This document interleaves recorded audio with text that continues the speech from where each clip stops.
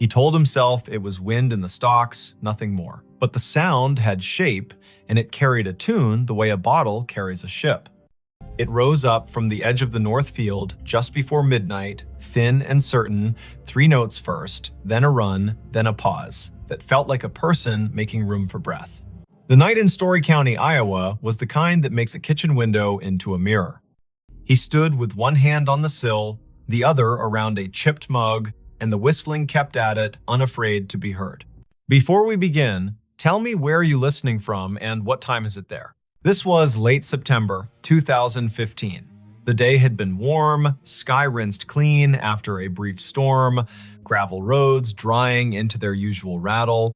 The farm sat a mile and a half south of Nevada, east of the Skunk River, where it hooks like a lazy elbow. The corn had gone that heavy, dull gold that means the grain is ready and the husks are sick of holding on. In the house, the bedside clock down the hall said 11:52. On the porch, a moth bumped the bulb, reconsidered, bumped again. Merritt Dow listened and felt his scalp move, the way skin does when a memory gets up and looks at you. He had heard whistling most of his life, but not like this. His father had been a whistler when he repaired the sickle bar, when he checked the tension on the auger belts. His grandfather, too, walking the rows with a plug of tobacco and a tune older than the tractor. Merritt could place a tune by county if you gave him a night and a jar of iced tea. This one, though it didn't belong to any porch or station wagon, it had the small brightness of a fairground and the old soul of a hymn, mixed wrong on purpose and still somehow right. He set the mug down, pulled on his boots without bothering with the laces, and stepped into the porch light. The whistling came again, 3 notes that stepped down like someone walking off a train. He clicked off the switch. The yard went honest. The gravel drive was a gray river. The corn made its tinny rain sound whenever the breeze remembered its job. To the north, the trees along the fence line held their breath. Merritt had a habit of heading toward curiosity as if it were a calf out past the fence that needed fetching. He took the flashlight from the hook, the heavy kind with a rubber grip, and checked the batteries the way a person checks their pulse. He told himself this was neighbor trouble, or a kid from town testing bravery on a Friday dare. He told himself this was what the night does to grown men when sleep holds them by the elbow and then lets go. He told Dinah, the old collie, to stay. She licked once, turned in a tight circle on the porch rug, and stayed. He crossed the yard, past the big maple that had survived lightning by pretending it hadn't happened, and stepped onto the headland by the north field. The first row took him in like a store's door chime. The stalks were tall and dry, leaves bent into knives. The ground was soft from last week's rain and held his boot prints as if for reference. He waited for the whistling. It came from farther in now, or the rows had changed the way sound bends when it's forced to choose a path. He chose a path.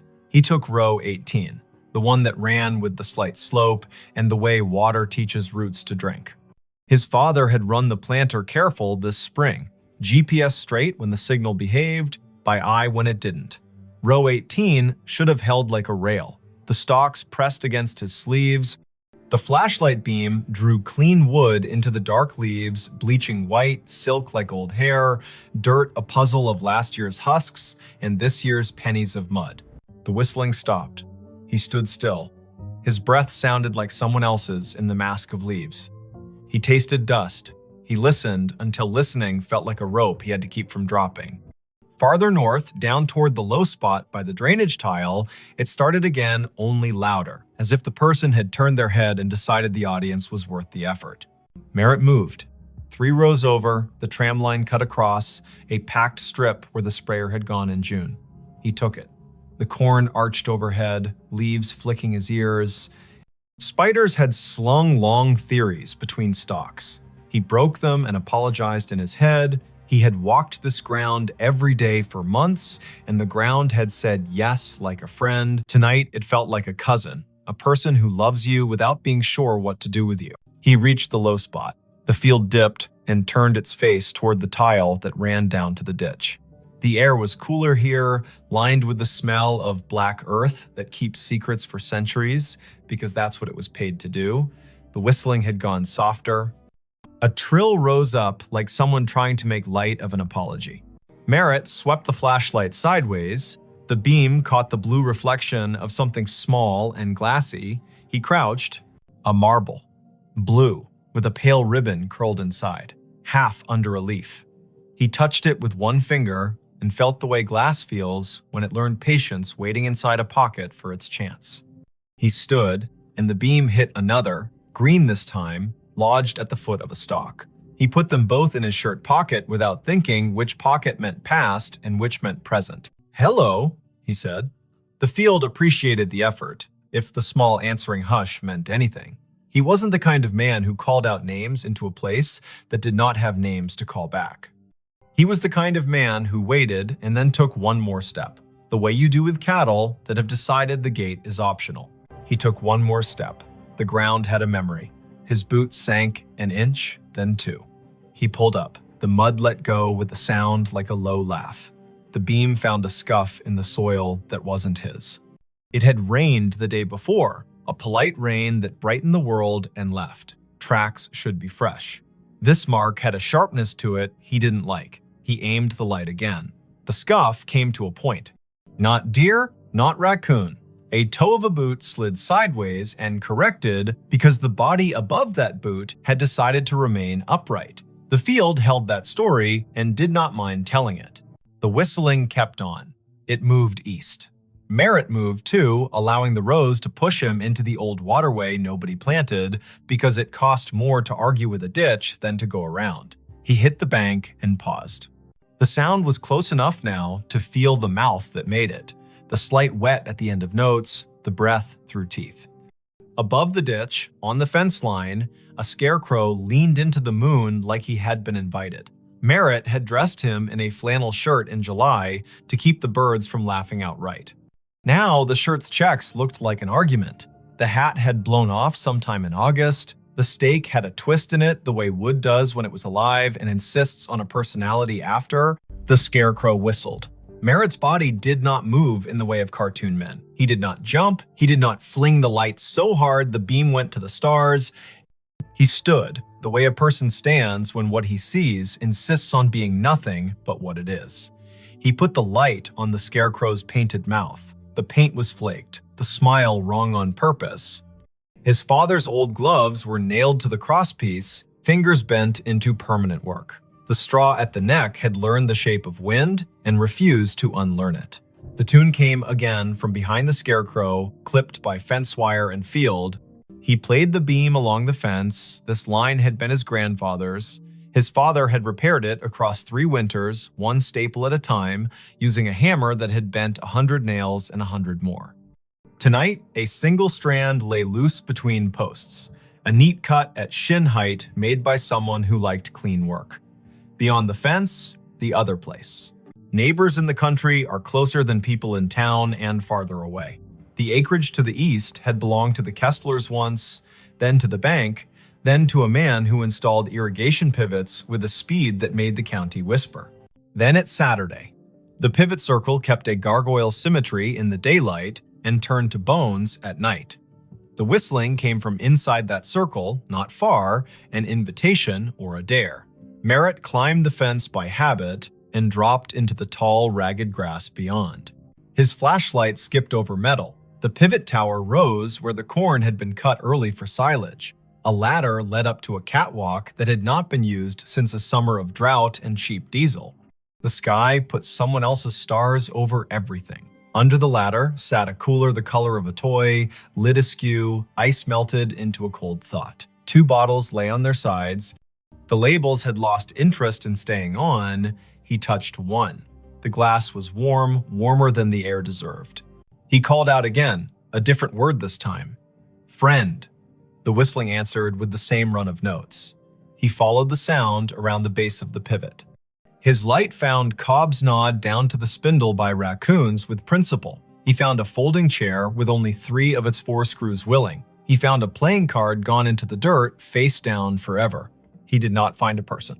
The corn from the other side rustled, a polite cough. He turned. A taller shadow leaned out from where 2 rows had been pushed apart. The flashlight found denim, boots, the hem of a coat cut square.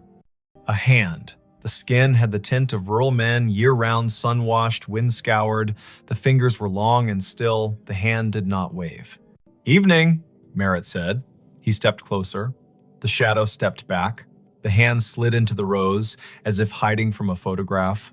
The whistling receded down an aisle of stalks, clean and straight as a hallway. He went after it.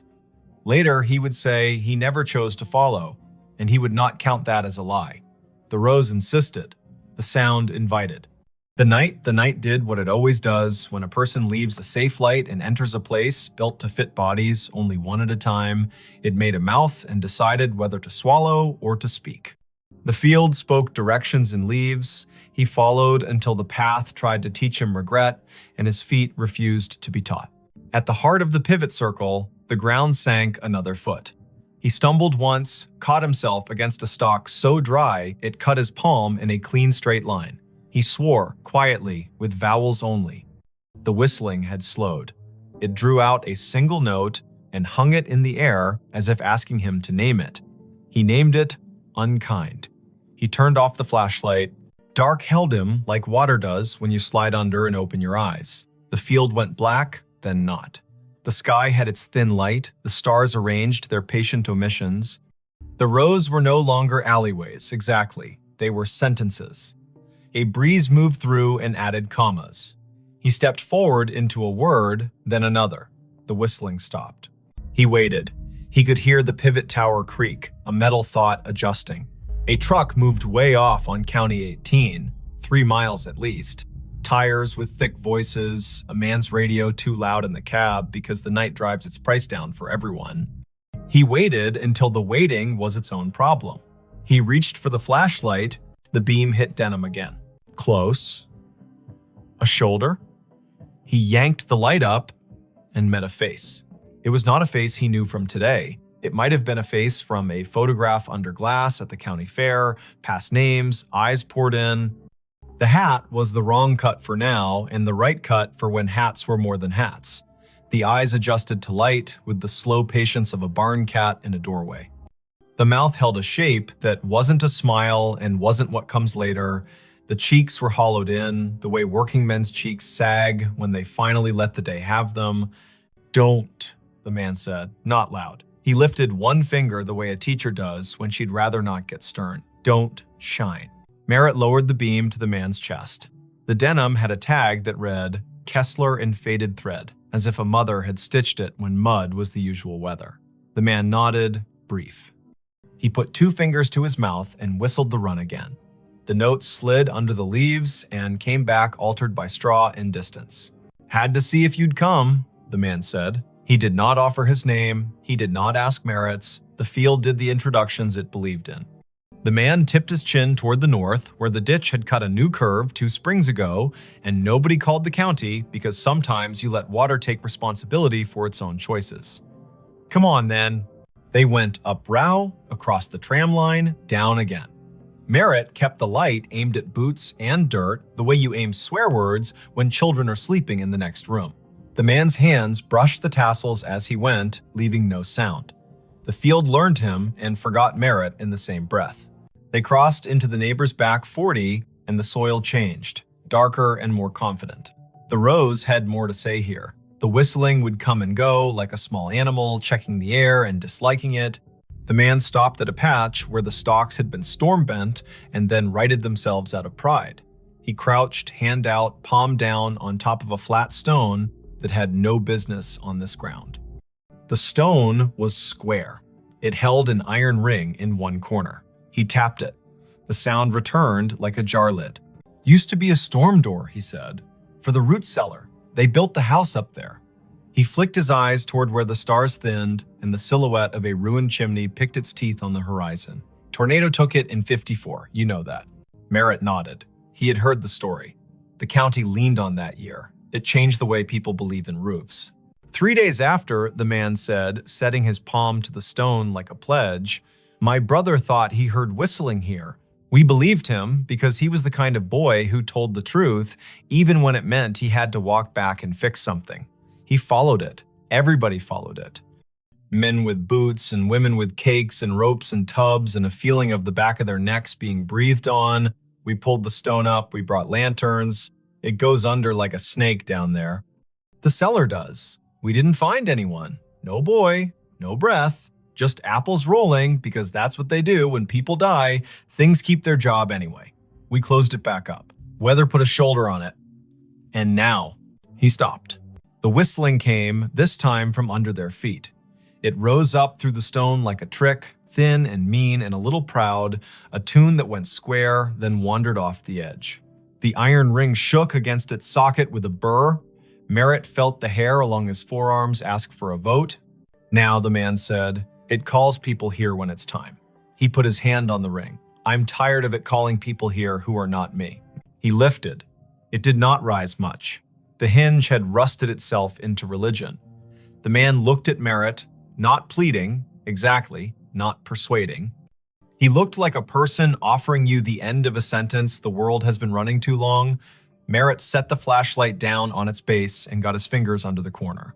The stone was heavy-hearted, more weight than mass, the kind of weight that comes from being asked to hold back a story. They lifted together. It rose an inch, then two. It settled on a ridge of broken brick. The smell answered before the dark did. Apples, old and bitter, work that had gone on without supervision. Cold earth that had kept promises by crushing them. A draft moved across Merritt's knuckles. It took his body down a list to be sure each part remembered what stand means.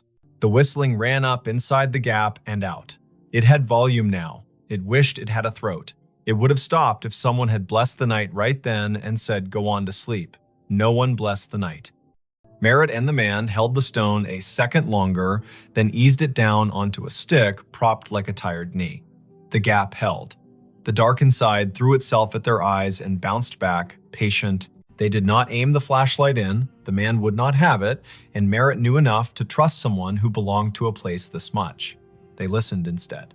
The whistling ran its tune twice, then twice again, and each time the final note sagged, as if asking someone to let it lie. Why me? Merritt asked. He wasn't offended by the question. He wanted a reason that could wear a hat. You were the one who heard it honest, the man said. You stayed at the edge of your field as long as you could and still came. Some men run because they want a story to tell about themselves. You came because you wanted to know who to go fetch. Merritt shoved down the part of himself that softened at that.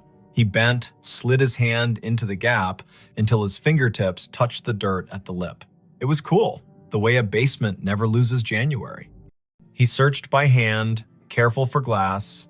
Nothing but pebbles and the slow grind of last century's lessons. The whistling faltered. It shortened itself and became 3 notes, those 3 notes he had heard at the kitchen window, the 3 his father had bent into the radio between ballgame innings, the 3 his grandfather had used to call a dog that never needed calling. He withdrew his hand and stood. The man had his head down, listening as if his bones were the receiving equipment. He began to hum, not the tune, but a harmony low and uninsistent. The whistling slowed.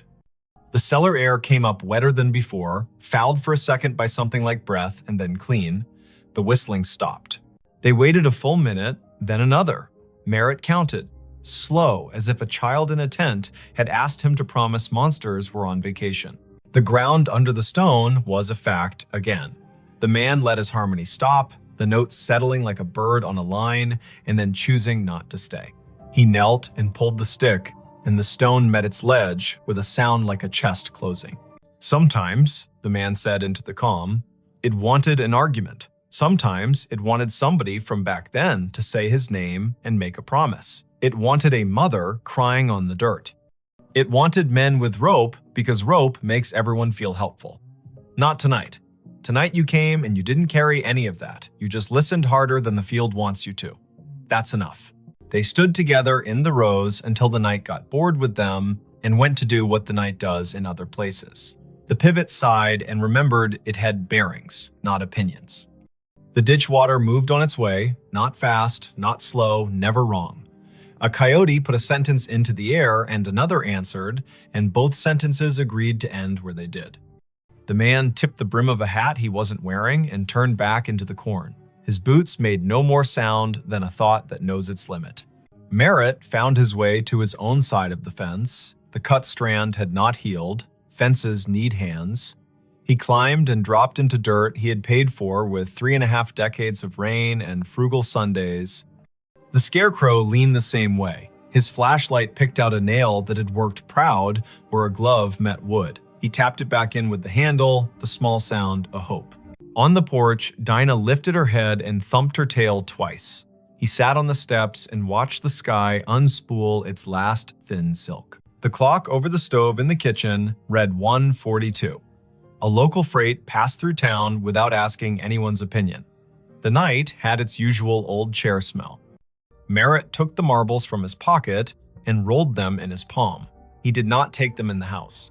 He set them on the porch rail, 2 small moons that decided to belong to weather again.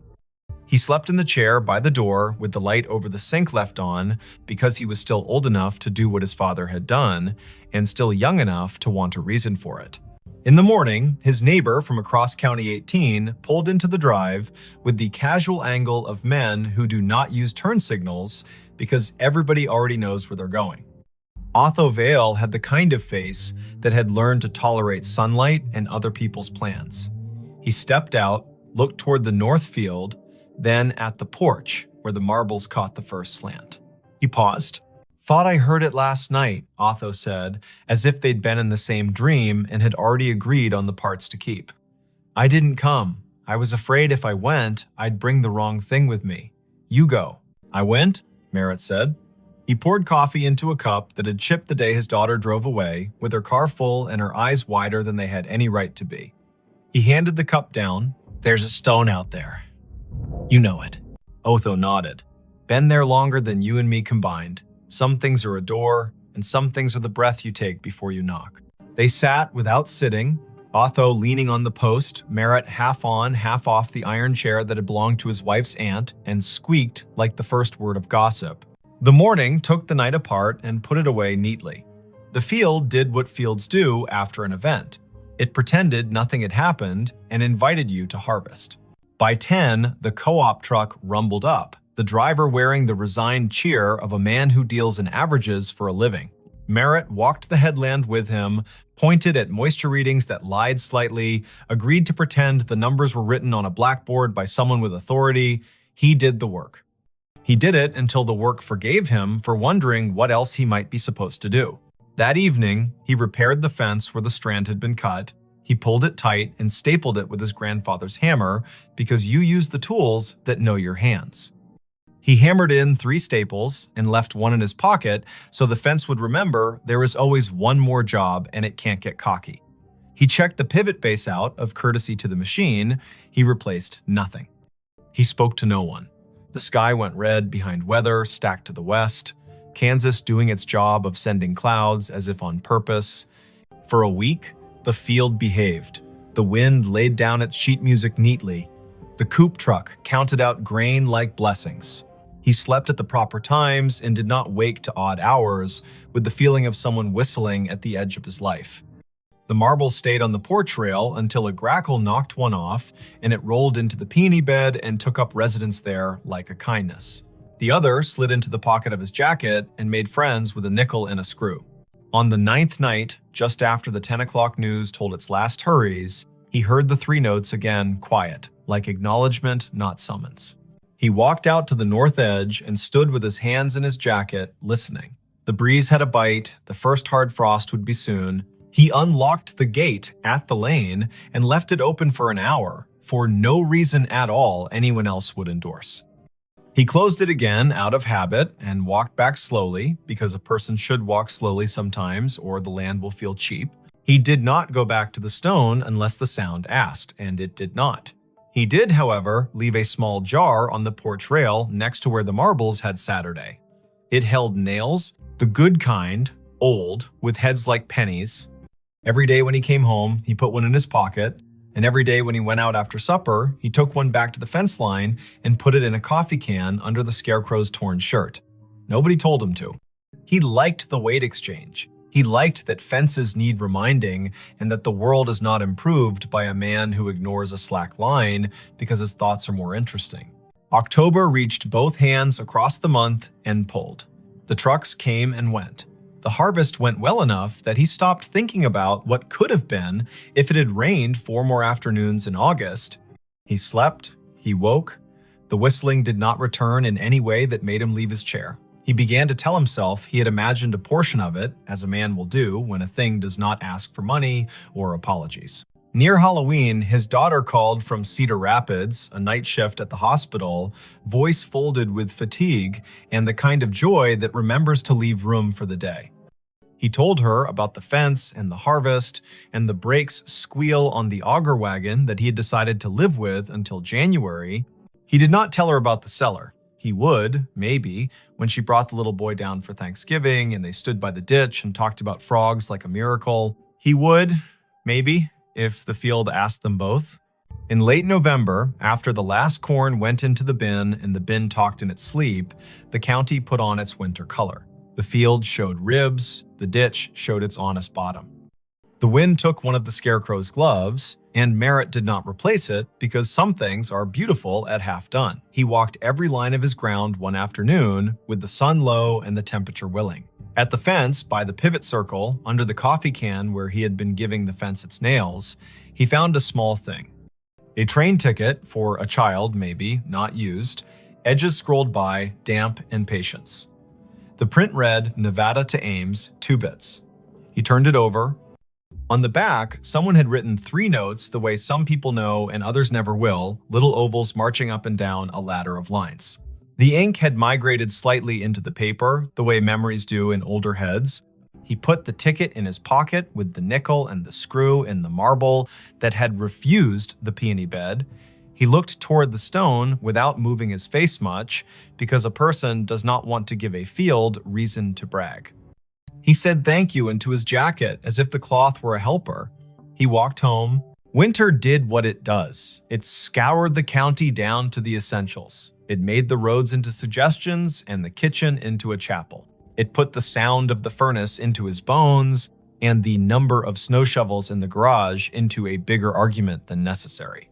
The whistling came once or twice in a blow that turned the mailbox into a hooded thing, and when it did, he stood at the window and let it be. The way you let a neighbor sing one verse of a song you only half like because he is your neighbor, and you hope the reverse is also true. When spring returned, hesitant and then reckless, he walked out to the stone once in daylight. He stood there like a person does when he's about to open a letter he has already read. He put his hand on the iron ring, and the ring chose not to move. He felt only cool metal and the idea of a door. He said the name of the boy he thought must have once practiced whistling there, not loud, not soft. He thanked the man with the Kessler tag for nothing and for everything. He went home and planted, because that is the part of the story a farm writes to remind itself the ending belongs to the ground and the beginning belongs to the same. If you ever hear 3 notes carry clean from a field at midnight, and you are the kind of person who can tell the difference between wind and a message, remember this. The first step into the rose is a promise. Don't make it if you intend to perform yourself for the dark. Bring only your boots, your breath, and your willingness to be the person who will go fetch, not the person who will tell about fetching. Don't shine your light straight into old places unless someone who belongs to them asks you to. Lay your hand flat on what needs closing. When a tune that has wandered too long finds its last note, let it. When a door that has been heavy learns again how to rest, do not hire that door for different work. There are states where cornfields wear their ghosts like belts. There are ditches whose water knows the names people set into it. There are stones that have been held down by weather and held up by stories. There are men who can whistle and men who cannot, and both kinds do well if they listen. And sometimes, in a county that owes as much to wind as to family, a man with a flashlight and an old dog asleep on the porch will follow a tune into the rose and come back, having left something that doesn't need his hands anymore. When he sits down again, the chair will squeak in the key the field prefers. The kitchen clock will softly argue with the refrigerator about seconds. The night will soften him on its slow wheel. The next day, someone will wave on County 18 without lifting a hand, and the answer will come back exactly right. And somewhere beyond the line where 2 quarters meet under a fence, a stone will find it easier to be a stone because 2 men lifted it once, together, and then set it down the way the land asked. The hotel room that prints receipts at 17 amperes. M. The first night, the receipt printer woke her. It coughed once in the dark, warmed its little brass roller, and began to spit out a strip of thermal paper that glowed faintly like a cigarette behind cupped hands. The room clock said 2:17 in pale blue digits. Vesper Klein lay very still in bed 5B at the Scissortail Hotel, a brick-walled midtown remnant on North Boston Avenue in Tulsa, Oklahoma, and listened to the tiny buzz and chirp as the machine printed, paused, and printed again, as if it were resuming a conversation it had been having without her for years. Before we begin, tell me where are you listening from and what time is it there? She had checked in late after a client dinner that went long on promises and light on dessert. The year was 2019, early November. The air outside clean after a narrow band of rain slid through, and the sidewalks shone like varnished stage floors. Vesper was 33, a freelance systems tech who patched networks for small hotels that couldn't afford to be down and couldn't afford to hire someone full-time. She traveled with a canvas tool roll, a spare router, a zippered pouch of adapters that looked like a magician's deck, and a mug with a hairline crack she liked to think of as its signature. The Scissortail was her kind of place. A lobby with a brass bell that had learned restraint, a front desk shelf of paperback mysteries for the taking, a night auditor who watched the door like a friend watches a house while you're out of town. He'd been the one to hand her the key card and the 2-page Wi-Fi map, Quill Penner, printed on a plastic badge, as if the name might be borrowed for the night. Night auditors aren't chatty by design, but Quill had leaned forward when she asked for the room farthest from the elevator. He'd said 5B is quiet most of the time, then paused, weighing whether to add something. He didn't. He pointed at the coffee station and said, "The cinnamon packets are the good ones." The printer sat on the desk under the window, small and stubborn, the kind of ticket machine you see in diners and old theaters. No USB cable trailed from it, which made Vesper grin in the dark because devices without visible leashes are both a challenge and a dare. The narrow receipt paper advanced in 2-inch bursts. The room smelled faintly of dust and citrus, the ghost of cleaning solution, and something else warm plastic maybe, or the metallic tang of heat on a coil. She slid out of bed, toes finding the rug, shoulders remembering every winter morning she had reached for her hoodie before her thoughts. The window showed a slice of downtown in sodium yellow, a parked truck with a tarp that breathed a little in the wind, a streetlight haloed just enough to be kind. She stood over the printer and watched it work. The top of the fresh strip read guest ledger at the margin, then a line of text that made her blink. Check-in, Harlan Row, rate $14.50, room 5B arrival, the 12th of October, 1958, comments, 2 pillows only. The paper was unbrowned, the font bold. She knew thermal stock fades to beige with sunlight, goes blotchy with time, and curls if you leave it near a vent. This looked new, but the data was from a year you had to say out loud to make it believable. The printer hummed again and produced another line. Check-in, Odetta Meyer. Rate, $12, room 5B. Arrival, the 4th of May, 1957. Comments, traveling with songbooks. She tore the strip and laid it flat on the desk, then pressed a finger to the cool plastic of the printer, as if touch might confess what the eye couldn't. The machine did not shake. It simply waited, polite as a clerk, with more to say. At 2:23, it stopped. A little green light near its only button winked twice like a made-up code. Vesper set the paper on a coaster, lay back down, and stared at the ceiling where the streetlight's slatted glow made a grid like a rehearsal. In 2 minutes, the heater clicked, the mini-fridge answered with its own throat clearing, and her body did the sensible thing it does when a problem cannot be solved and the hour is improper, it slept. Daylight always rationalizes the night. Vesper showered, dressed, and went downstairs with questions arranged in her mouth as if they were items on a parts list. Quill stood behind the desk with a pen balanced across his knuckles like a small seesaw. Room 5B printed receipts at 2:17, she said, like a person reporting a minor plumbing miracle. She slid the strip across, he read it, eyes moving left to right once, then again slower. He did not touch the paper, as if touching would make him complicit in whatever time wanted. He leaned in. You know how old buildings have old anchor points. You hang a new painting, but the wall still remembers the nail. He lowered his voice. That room was a manager's office back when this place was the Francis Motor Lodge. They kept the ledger in there, typed out receipts on a half-width machine bolted to the desk. At close, they printed a roll of check-ins for the night, tore it, and rubber-banded the strip to the hardback ledger. Quill tapped the counter. Once, twice. I've heard the story since I was a kid, but the machine in that room was long gone when the Scissortail bought the building. That, he nodded toward the strip, is a thermal ticket printer from the last decade. We put it in to spit bar tabs during wedding weekends. He smiled without humor. The bar's downstairs. He told her what he knew, which was more than most people get for free before 10 in the morning. 2 nights a month, irregular but stubborn, the printer in 5B came alive at 2:17 and printed names from when the room was an office, and the office took cash, and the cash came with a handshake, and sometimes a song. Housekeeping had tried unplugging it, but the little machine held on to its paper and its green light like a dog holds a ball. Engineering had replaced it with a new unit. The new unit learned the trick too, as if the wire in the wall had a voice. Once, a manager put the printer in another room. It printed in the other room. At 2:17, Vesper asked the question an auditor would ask, "Why 2:17?"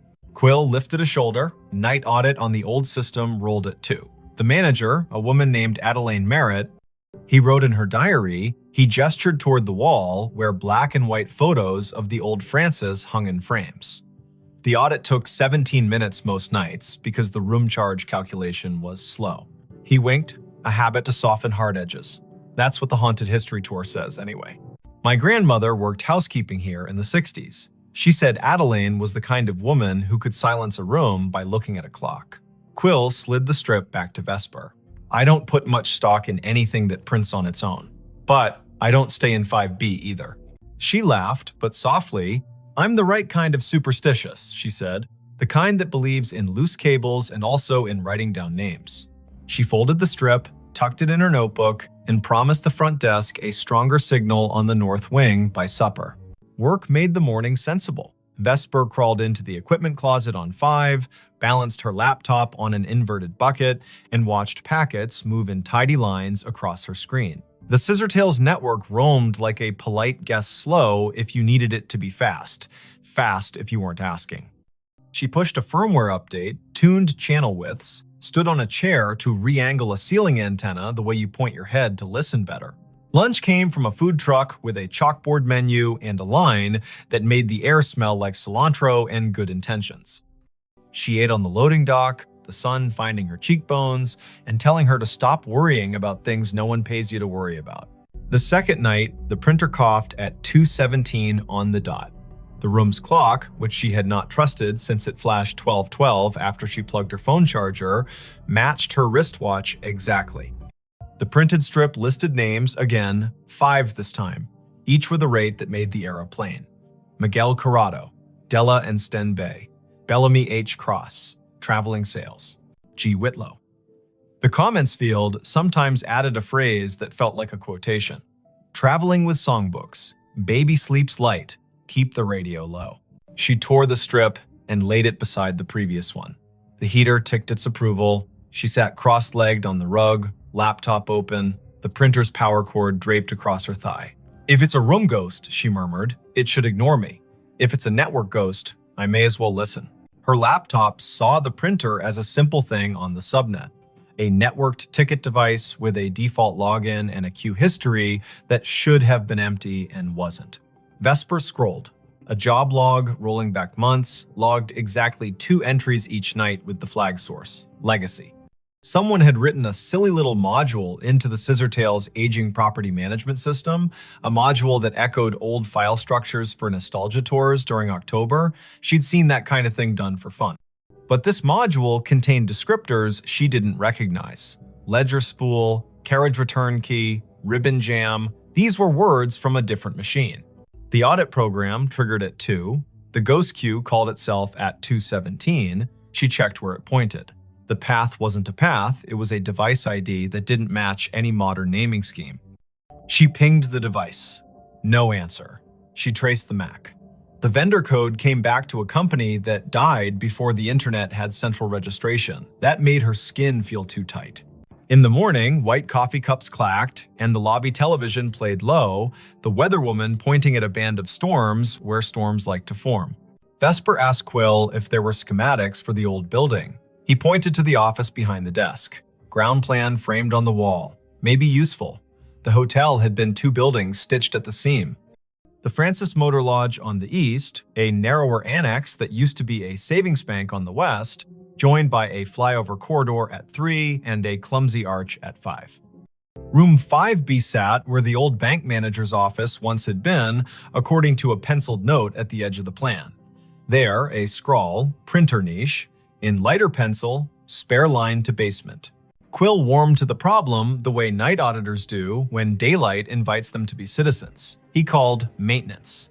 A man named Orson arrived in a polo with his name stitched in blue and a toolbox that had its own opinions. Together, they moved the desk in 5B 6 inches and then 3 and exposed a painted-over conduit hole at the baseboard with a thumb-width chase running down into the wall. Orson whistled between his teeth. "That's no Romex. That's armored cable from a generation that believed steel could keep time." He tapped the baseboard with the handle of his screwdriver. It answered with the hollow ring of an old closet. In the basement, they found the closet where the spare line went to not exactly die. The air was colder down there, humid the way the past is humid.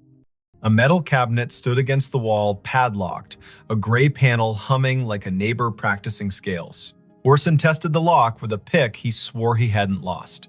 The door swung open. Inside, another little printer sat, twin to the one upstairs, its power indicator dark, its paper roll neat as a submitted term paper.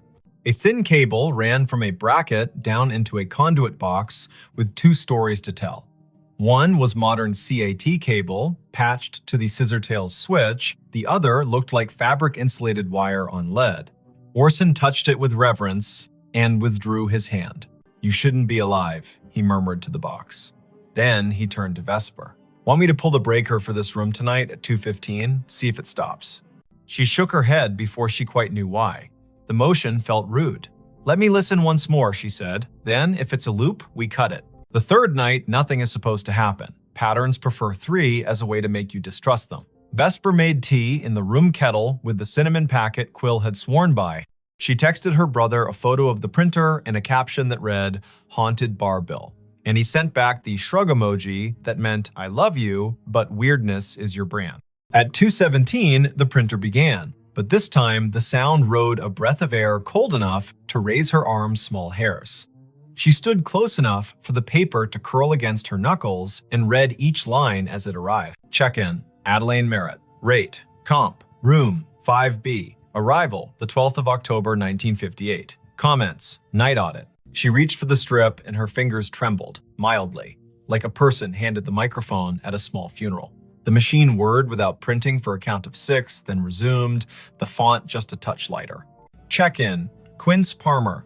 Rate, $9.50. Room, 309. Arrival, the 12th of October, 1958. Comments, meeting at dawn.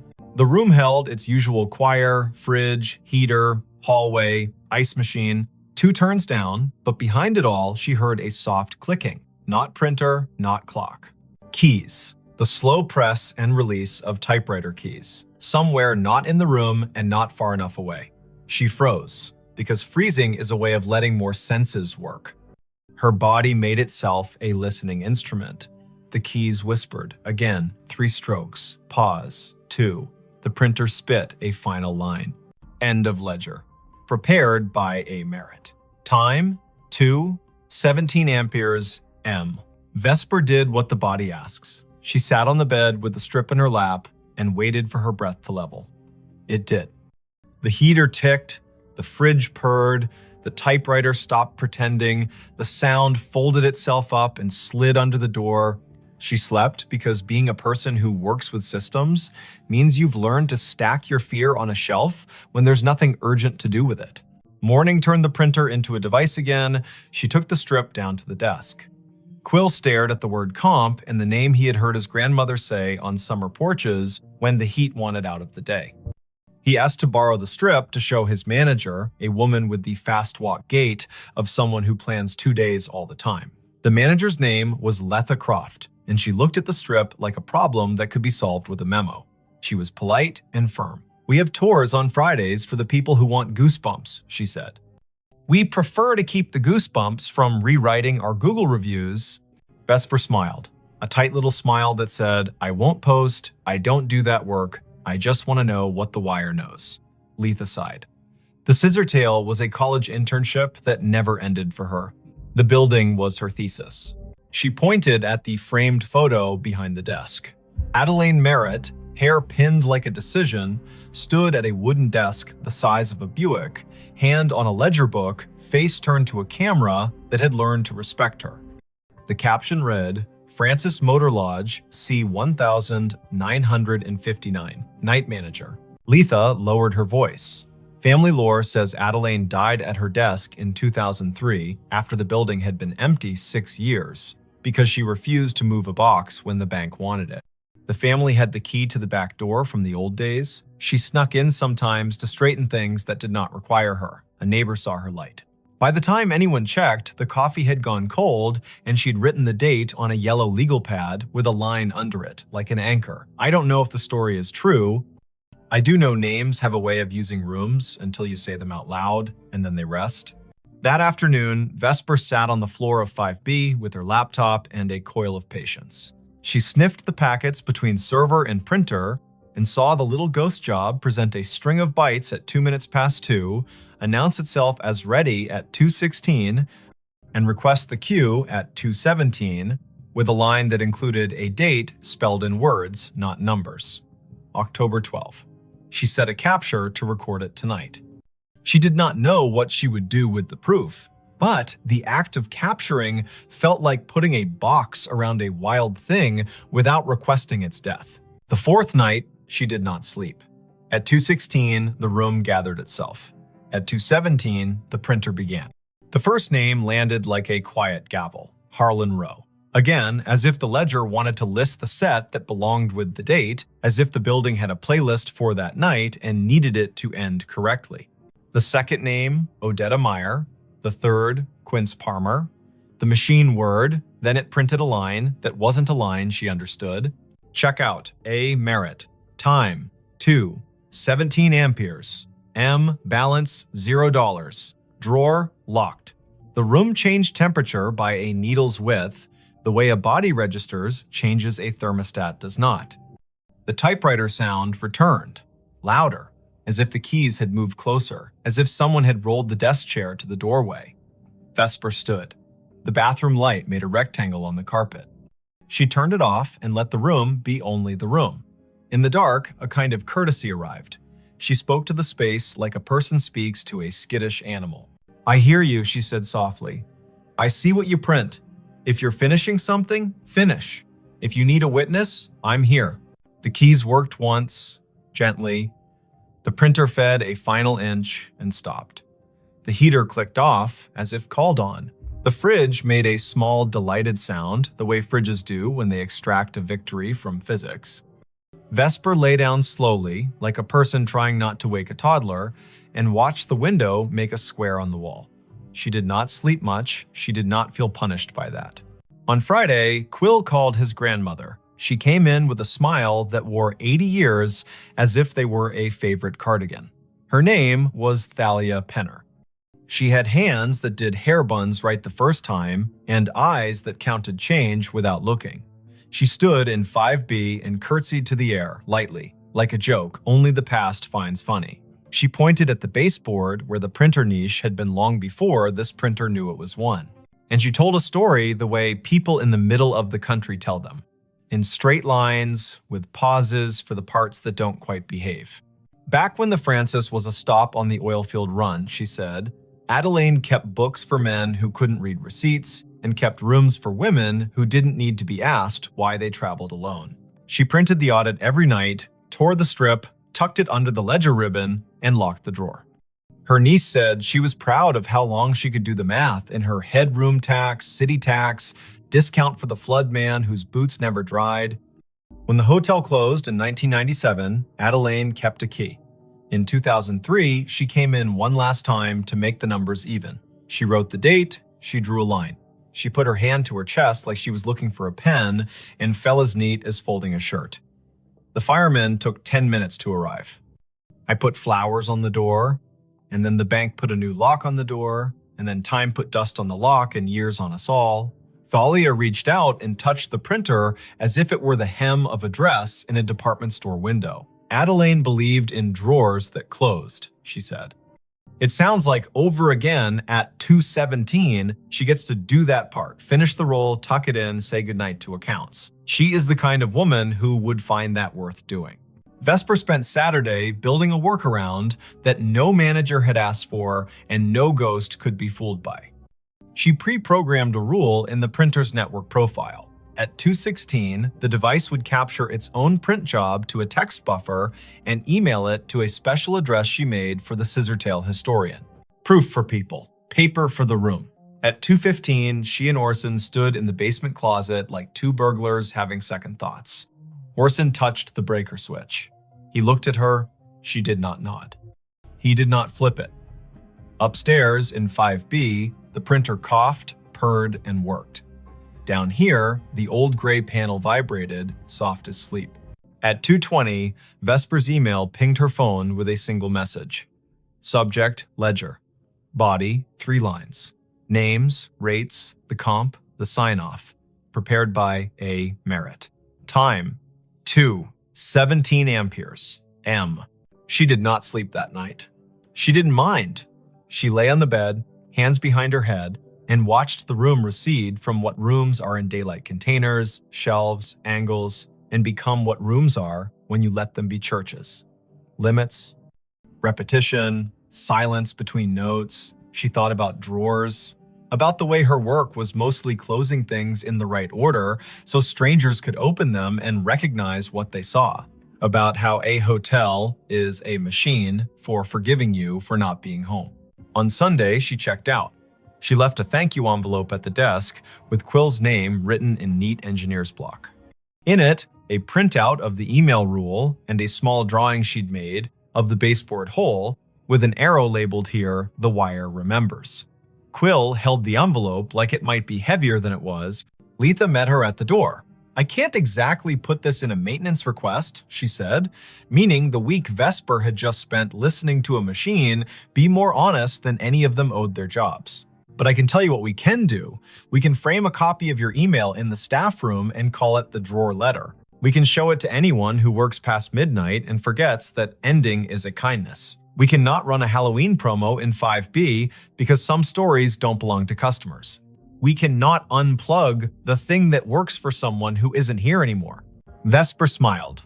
That's more than most places do for the living. She drove out of Tulsa with the radio off, south, then east, then north again, the planes rolling around her like a low lullaby. She stopped at a gas station where the coffee was too strong and therefore perfect. She called her brother to tell him a story with no real twist and therefore true. She didn't say the name of the printer because sometimes a tool deserves privacy. She didn't say the name of the woman who closed drawers because she had said it enough. She didn't say 2:17 because she had learned to say it in her head as a kind of vow to be kind to the people who work at that hour. Months later, back in Tulsa for a different job in a different building, she walked past the Scissortail one evening just before Christmas when the lobby held a neighbor party. A small tree wore strands of tickets in place of garland bar tabs printed for fun, red inked with dates and little notes in flare pen script. Quill waved from the desk, a Santa hat angled to keep his dignity. Letha stood by the fireplace talking to a city inspector whose expression said he had learned to sleep at last. On the stair, a woman in her 50s, adjusting an ugly sweater, looked at Vesper in that way strangers sometimes look at one another, as if they had agreed to be in the same hallway before they were born. Vesper stopped in for a minute. She drank cider from a paper cup. She left before anyone could ask for a funny story with a good ending. She slept at a chain hotel by the interstate where the printer in the lobby spat bills for bottled water and where midnight meant nothing in particular. At 2:17, she woke and smiled at the ceiling, not because any machine had called to her, but because she had trained her body to stand witness for a time that belongs to other people. She poured water into a glass and listened to the small sound it made when it met the bottom, hollow turning to full. She said the name she had been given as if returning a borrowed book. She slept again. If you ever find yourself in a hotel room and a device on the desk prints at a time that sounds like a secret, do what Vesper did. Don't yank the cord. Don't film it for the internet like proof is a currency and this is your chance to spend. Sit up, put your feet on the rug, read the names if names arrive. If you can, make a rule that gives the living something to hold a copy, a note, an email to a person whose job is to remember. Then, let the room have its paper. Let the drawer close. Say thank you to the time that isn't yours. The night staff everywhere will feel it like a hand they don't have to see. And if you must know, it goes like this. The little green light winks, the paper unfurls. The names Harlan, Odetta, Quince, Adeline roll by, small and austere and whole. The room changes by a breath, the heater stands down, the fridge on duty hums, the typewriter in the wall or the idea of a typewriter slides one last carriage to the right and returns. The drawer locks. The ledger for that one night balances again. You will not have been asked to fix anything. You will not have been asked to believe. You will have been asked to witness. A job that counts. When dawn smears light along the window, when the city yawns and rolls, when the night auditor hands the keys back to daytime and goes home to sleep in a room with a plant that knows their voice, you will have been part of the smooth that makes this complicated world possible. Somewhere, a printer coughs once more, polite as always, and waits another 24 hours to do what it knows on the dot without apology. If, later, someone asks why a small hotel on North Boston Avenue keeps a finicky old ticket machine in a room that could rent for $2 more without it, you can say this. Not every device has to justify itself in money. Sometimes a machine is a ritual. Sometimes a ritual is a receipt that proves someone was here and did their work and went to sleep. And sometimes, at 2:17 in the morning, a woman who once locked a drawer she loved gets to do it again, which is as reasonable a reason as any you'll hear for anything that persists in this country, shaped by roads, rooms, ledgers, and the soft insistence of people who finish what they start. The call came in on a Tuesday at 4:32 in the afternoon, late October. The sun already sliding behind the Blue Ridge, so the hollows of Shenandoah darkened early. Ranger Aislinn Keats was parked at mile marker 47 of Skyline Drive, just north of the Rapidan turnoff, a paper cup of station coffee cooling in the cup holder, and her radio tuned to the quiet channel they used for backcountry check-ins. The speaker breathed. Static arranged itself into a voice that did not sound like any of her crew. Before we begin, tell me, where are you listening from, and what time is it there? Aislinn turned the volume wheel a notch. Out the windshield, the ridge was drawn in crosshatch, oaks and hickories going copper, the sky a pale thing you could scratch with your nail. The voice came again, precise, as if it were reading off a card. Fox Hollow base to any unit on the east slope, child missing, male, age 8, name Harlan Whitcomb, last seen near the Old Stone Spring House above Corbin Run, weather degenerating, Hurricane Hazel expected to push in, winds rising, request all available, time is 16:30, October 14, 1954. The radio clicked off into snow. Then, faintly, the same message, identical down to the breath before the name. Aislinn stared at the handset. Their base was called Piney River Dispatch. Their tower names were Pinnacles and Hazeltop and Big Meadows. No one in the park had used Fox Hollow for decades. Her training cracked its knuckles. She keyed the mic. Piney River to unknown unit. Say again. Who is calling Fox Hollow base? Silence laid itself over the car like a thin blanket. Beyond the glass, a crow moved from one bare snag to another as if demonstrating a diagram. The wind was a steady push from the southeast. Hazel. The word gave the hairs on Aislinn's arms ideas. She stepped out and let the door swing shut. The air had that warm edge you get before a storm that started somewhere else. Leaves chased each other along the asphalt, then lay down. In the trunk lay her day pack, a spare radio, and a copy of a paper map creased along the places everyone folds them. She slung the pack, checked battery levels, turned the spare to scan. The main radio kept its sulk. The spare found chatter from Big Meadows about a flat tire near Lewis Mountain, then returned to quiet. The old voice did not return. Aislinn keyed in to dispatch. Piney, Keats at 47. I caught a transmission, sounds like a vintage call. Reference to Fox Hollow, child missing near Corbin Run, date October 14, 1954. Could someone check the archive on that, see if we have a historical incident report? The dispatcher was a steady woman named Karen, who did not make noises she did not need. Copy, Aislinn. Stand by. Aislinn leaned on the hood and looked east, where the hills tumbled like knuckles, all green and copper and shadow. She had worked Shenandoah 5 seasons. She knew the way the ridges spoke when you asked them right. She also knew radios lie sometimes, bouncing off ducts of temperature and skipping across layers of ionized air like stones. She had heard voices from fire towers that had been torn down before she was born, and a farmer yelling to his brother on a frequency no longer assigned to anyone. She had never heard a date pinned to a hurricane whose name lived in the county's memory like a scar. Karen came back. We have a typewritten Keats, Incident 1954-H, filed at Piney River. Hurricane Hazel, multiple rock slides, a missing person in the Corbin area, that name you gave. It is a cold file. It does not say recovered. I repeat, not recovered. No remains located. Not closed. Aislinn pressed the radio to her shoulder until the plastic complained. Copy. Can you send scans to my phone? I'm heading down to the Corbin Run access.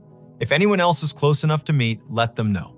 There was a pause, a little breath that was not static. Karen's voice softened a shade, the way people do when the past finds a way to ask for your time. Sending now.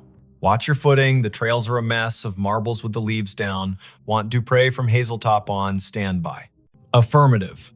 Aislinn slung the pack across her back and looked once more at the ridgeline. A truck from Fleet rumbled past, the driver lifting 2 fingers off the wheel in that rural benediction. Clouds had started as a rumor and were now themselves. The Corbin Run access was a gravel pull-off hidden beneath tulip poplars that had learned to whisper. Aislinn eased the truck in sideways and cut the engine. She took the trail with her boots, making small promises to each rock. The stream voiced itself down the hollow knit of last week's rain and this afternoon's melt of a single stubborn snowpatch in a shadow under a ledge. The map told the story of the lower springhouse, a square of stones where water had been convinced to behave. Above it, a ledge with a scatter of quartz chips, the leftovers of older hands doing older work. Aislinn kept an ear on her radio and the other on the creek. She caught the place where a trail forgets itself and becomes deer. She found the old springhouse, its stones asking to be counted. She touched the edge of the low wall with the kind of gentleness reserved for quilts and engines. She did not say the boy's name. The afternoon pulled its shoulders in. The radio breathed again. Same cadence, same careful voice. Fox Hollow base to any unit on the east slope. Child missing. Harlan Whitcomb. Last seen near Stone Spring House above Corbin Run. Weather degenerating. Request all available. Time is 16:30. October 14, 1954. Aislinn shivered in the warm air. Her eyes went to the spring house and its square of shadow. She moved the beam of her headlamp across the stones, not because she expected to see anything, but because light can sometimes rewrite a sentence the land is trying to say. The beam found a length of rust, half buried in the moss, along the back of the foundation, thin as a butter knife, with a clip and a circle at one end. She crouched. A whistle. Army surplus, by the look of it. She teased it free, the moss unwilling to let it go. The metal had pitted and softened into a river-colored thing. She wiped it once against her sleeve, then regretted the act. Her radio clicked and made a sound she had not heard in years. A squelch from another era. Karen came back on. Keats. Dupre is on the way from Hazeltop Tower, 20 minutes if the drive is kind. Archives show the boy was last seen by his father near the spring house, yes. The father left him to fetch his jacket from the car. Weather shifted, heavy gust pushed through, child gone when he returned. Tracks lost near the ledge above the run. 2 days of cruise, then Hazel brought the flood and they stood them down. The file has letters from the mother, 2 years after, asking if anyone found anything she could hold.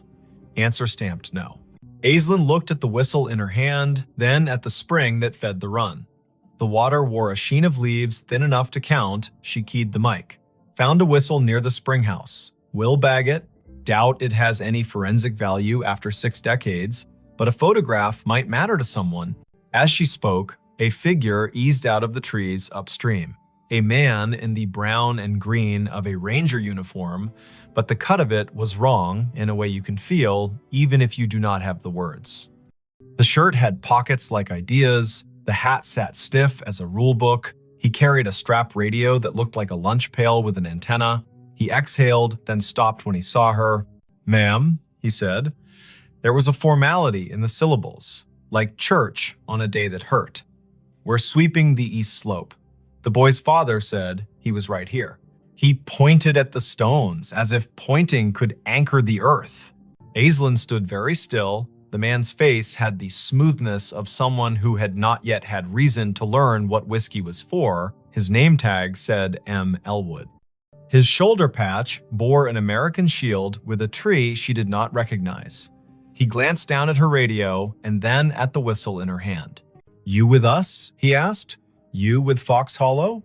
Aislinn's throat did the dry swallow of a person whose mind is faster than her words. "Yes," she said, because yes was easier than telling a man with a lunch pail radio about the word digital. "I heard your call." "Where are your lines?" "At the ridge," he said, puzzled by the question. "We got men cutting sign along the deer trails. We got women at base keeping track of names. The disaster man out of Charlottesville told us Hazel will give us until dawn and then gone." He looked past her to the ledge, his jaw a small square against the warm air. "Mother is at the church in Syria, not the far one, the one with the bell rope that sticks. She keeps asking if he had a jacket. She wants the question to be a fact." A gust moved through the trees on some business of its own. Aislinn felt the air change around the bones of the rocks. The man looked at her again, and the little muscle at the corner of his mouth twitched. "Your radio," he said. "You get this out to anyone else." "Yes." "We have a tower at Hazeltop. They know. Someone is coming." "Good," he said softly. Then he put 2 fingers to his brow, an old salute done halfway because distance is difficult to respect when the ground is asking for more of you.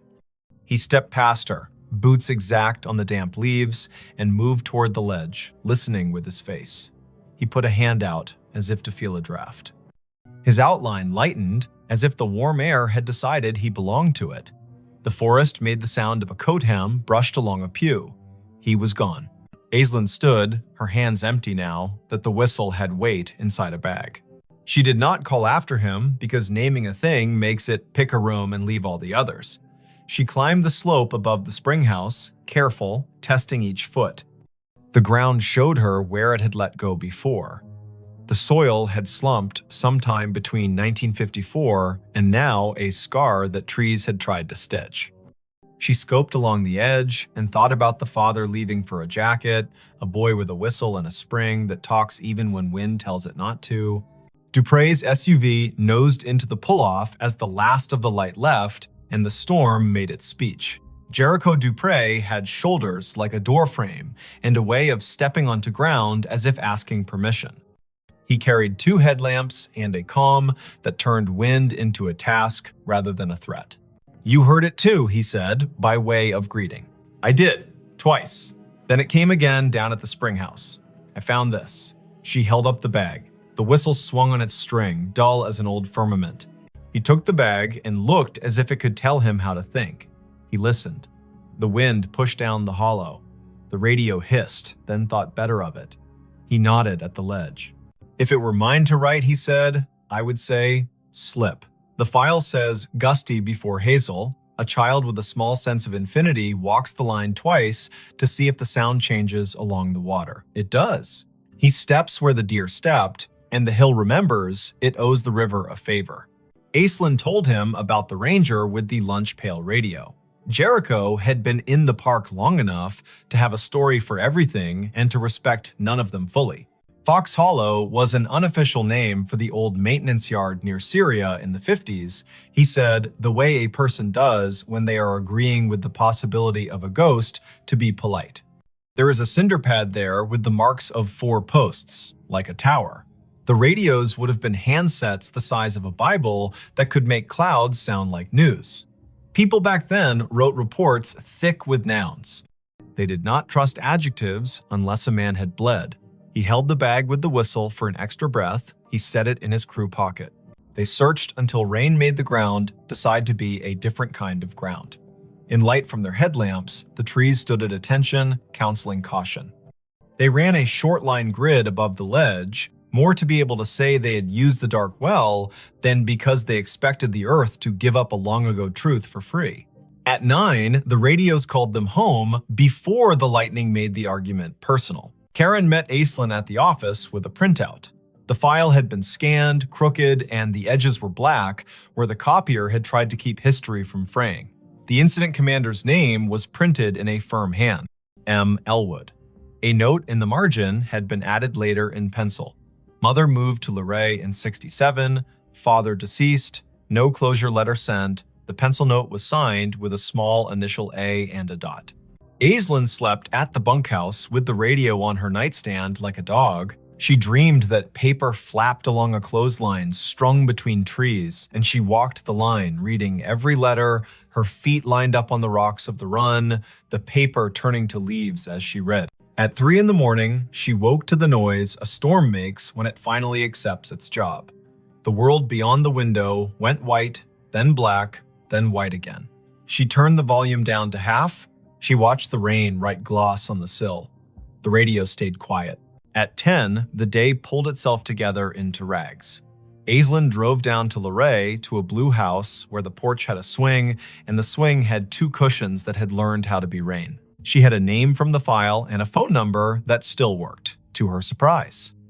A woman in her 80s opened the door with the careful welcome reserved for officials who might be good news or could be kind even if they were not. "I am Aislinn Keats," she said, ranger with Shenandoah. "I am here because a storm pulled a thread and we saw where it ran." The woman corrected her posture and straightened the collar of her cardigan as if a story would take her picture. "My name is Tilda Whitcomb," she said. "We did not know how to leave him there, so we stayed. I have a loaf of banana bread that forgot the raisins on purpose if you are the kind of visitor who does not mind crumbs."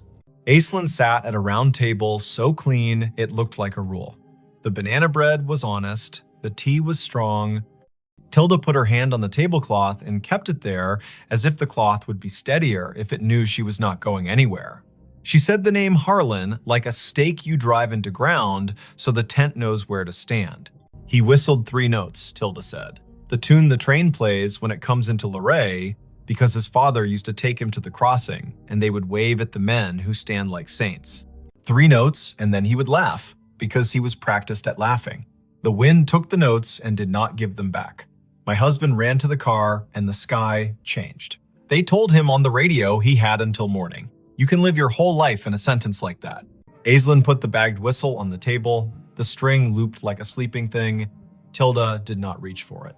She looked at it as one looks at an old photograph that has learned how to move. "I did not get a letter," she said, and smiled small to prove she was not accusing. "I understand how papers behave. I was a clerk before my hands forgot to love the carbon paper. I suppose I wrote a letter in my head every day for 2 years. Then I stopped asking out loud. You cannot keep asking the same question without turning into a different person." The whistle sat, silent, older than most of the kitchen. Tilda looked out the window, and the window looked back. A red cardinal landed on the feeder and told everyone, rudely, that it had arrived. Tilda laughed at the bird, and the laugh made her look like a photograph of herself. Aislinn asked about the ranger named Elwood. Tilda's eyes softened. "Martin Elwood went to our church," she said. "He was the kind of man who knocked on the door with his hat in both hands.